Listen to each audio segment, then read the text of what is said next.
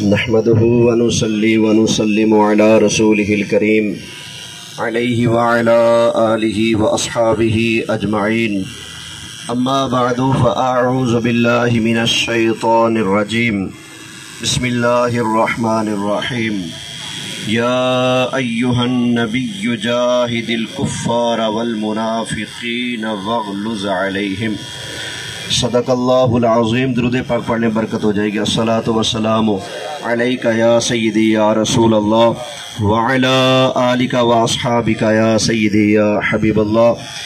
انتہائی قابل صد احترام قبلہ شاہ صاحب اور ہمارے ملک پاکستان کے نوجوان سنی غیور حنفی مسلمانوں، السلام علیکم ورحمۃ اللہ وبرکاتہ۔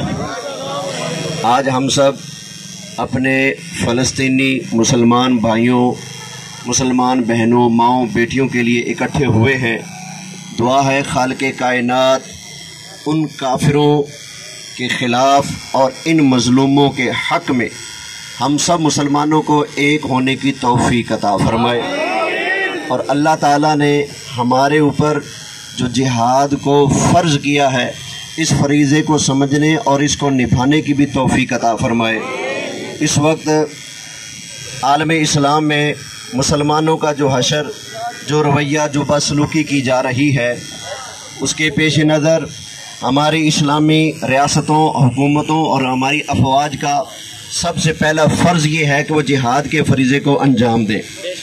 یہ توجہ فرمائیں، راستہ چھوڑ دیں، آنے جانے والوں کو آپ راستہ دیں۔ میں نے ایک ادب والی بات کرنی ہے، وہ آپ اپنے پلے باندھ لیں۔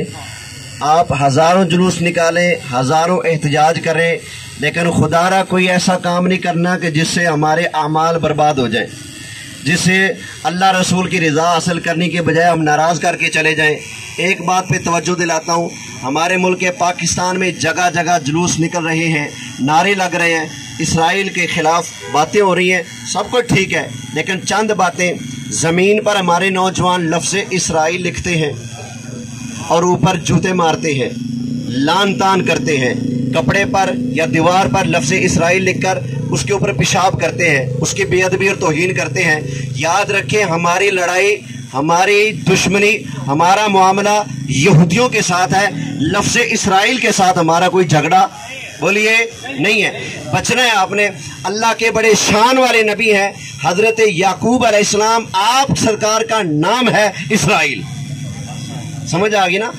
اللہ تعالیٰ ارشاد فرماتا ہے کل الطعام کان حلا لبنی اسرائیل الا ما حرم اسرائیل علی نفسہ۔ یہ حضرت اسرائیل، حضرت یعقوب علیہ السلام کا ذکر مبارک ہو رہا ہے، تو اسرائیل آپ کا نام ہے۔ اللہ فرماتا ہے یا بنی اسرائیل اذکروا نعمتی التی انعمت علیکم وانی فضلتکم علی العالمین۔ اے بنی اسرائیل، اے یعقوب کے بیٹو، اللہ کے اس انعام کو یاد کرو جو اللہ نے تم پر کیا ہے۔ تو اسرائیل حضرت یعقوب علیہ السلام کا نام ہے۔ آپ لاکھ یہودیوں پر لعنت کریں، سنت ربی ہے، اللہ آپ کو ثواب عطا فرمائے گا۔ یہودیوں پر اللہ نے قرآن میں لعنت کی، لعنت کے اسباب اللہ نے قرآن پاک میں بیان فرمائے۔ آپ جتنی لعنتیں ڈالیں گے یہودیوں پر، اللہ آپ کو اس کے بدلے میں ثواب دے گا۔ سمجھ آگی نا؟ اجر ملے گا، ثواب ملے گا، گناہ کا کام نہیں ہے۔ جتنی مرضی آپ لعنتیں کریں یہودیوں پر، جتنی کریں گے تھوڑی ہیں۔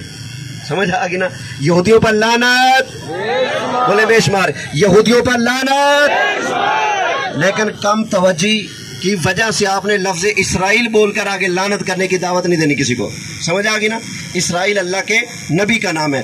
اللہ تعالیٰ ارشاد فرماتا ہے یا ایھا النبی جاہد الکفار والمنافقین واغلظ علیہم۔ فرمایا اے غیب کی خبریں دینے والے محبوب صلی اللہ علیہ وسلم، آپ کافروں کے خلاف جہاد فرمائے، بے ایمانوں کے خلاف جہاد فرمائے، اور ان 2 نمبر منافقوں پر سختی فرمائے۔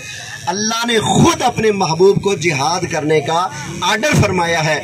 لوگ کہتے ہیں جی اسلام امن کا درس دیتا ہے. کس نے کہا یہ امن کا درس نہیں دیتا؟ لیکن جب حالات امن میں ہو تو اسلام امن کا درس دیتا ہے. جب کوئی فسادی آ رہا ہو تو اسلام اس فسادی بے ایمان کی گردن دبوچنے کا بھی درس دیتا ہے. سمجھ آ گئی نا؟ جو ہم سے امن کی امیدیں رکھنا چاہتے ہیں نا انہیں چاہیے کہ وہ خود بھی امن میں رہے.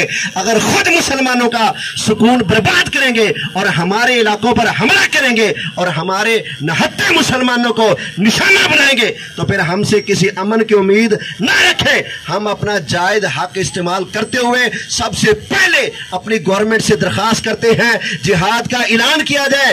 انشاءاللہ یہ یا رسول اللہ کہنے والے پیچھے نہیں ہٹیں گے. اپنی فوج کے ساتھ مل کر ہم کافروں کو انشاءاللہ تگلی کا ناچ نچائیں گے. اللہ تعالی ہم سب کو مجھے آپ کو جہاد کے سچے جذبے نصیب فرمائے. وآخر دعوانا ان الحمدللہ رب العالمین.